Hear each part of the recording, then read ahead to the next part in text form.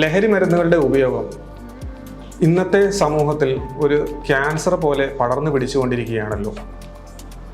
ഇത്തരം മരുന്നുകളുടെ ഉപയോഗം നമ്മുടെ പല അവയവങ്ങൾക്കും കാര്യമായ ക്ഷതം വരുത്താറുണ്ട്.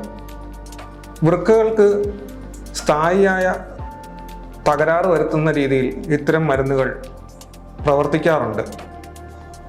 അക്യൂട്ട് കിഡ്നി ഇഞ്ചുറി എന്ന താൽക്കാലിക വൃക്കസ്തംഭനം, മസിലുകളിലെ പ്രോട്ടീനുകൾ നശിച്ചുണ്ടാകുന്ന പ്രോട്ടീൻ കിഡ്നിയിൽ വന്നടിഞ്ഞ് ഉണ്ടാകുന്ന തകരാറുകൾ, രക്തത്തിലെ സോഡിയത്തിൻ്റെ അളവ് ക്രമാതീതമായി കുറഞ്ഞ് ഉണ്ടാകുന്ന ഹൈപ്പോനൈട്രീമിയ എന്ന അസുഖം, കിഡ്നിയുടെ എല്ലാ കോശങ്ങളെയും നശിപ്പിക്കുന്ന അക്യൂട്ട് കോർട്ടിക്കൽ നെക്രോസിസ് എന്ന രോഗം, ബിപിയുടെ വളരെ വലിയ വ്യതിയാനങ്ങൾ എന്നിവയാണ് ഇത്തരം മരുന്നുകൾ വൃക്കയ്ക്ക് ഉണ്ടാക്കുന്ന ക്ഷതങ്ങൾ.